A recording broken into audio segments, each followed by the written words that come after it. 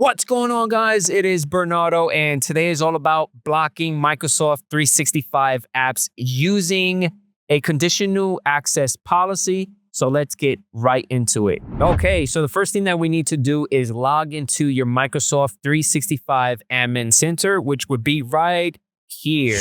There we go. On the left-hand side, we are going to click on Show All.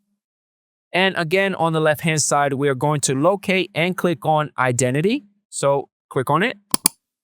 Once you're here, we're going to scroll all the way down and we're going to click on ID Protection and we're going to locate and click on Risk-Based Conditional Access. Once we're here, it automatically puts us into the section that we need to be into, Policies. Let's click on New Policy. Let's give our new policy a name. Great. Now we're going to click on Zero Users or Agents. Click on that. For me, I'm going to do Select Users and Groups. And I'm going to check off Users and Groups. Click on Zero Users and Groups Selected. Click on that. And then pick your group or users. I'm going to select this particular group. Click on Select. Underneath Target Resources, we are going to click on No Target Resources Selected. So click on that. And I am going to enable Select Resources. And from here, we are going to click on None, which is underneath Select Specific Resources. So click on None. Now, you're able to do it a couple of ways. You are able to do the Office stack, Office 365, and that's it. For me, I'm going to type in Office, and I'm going to pick the two particular resources, Exchange and SharePoint. All right, those are the ones that I am going to be blocking.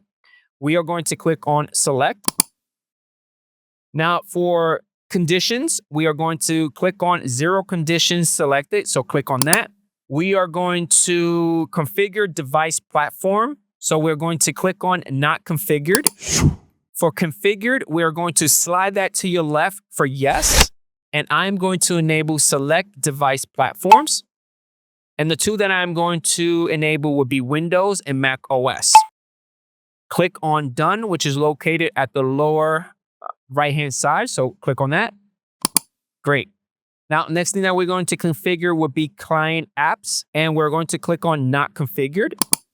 We're going to slide Configure to Yes, which would be on your left-hand side. And the only two things that I'm going to uncheck will be the following.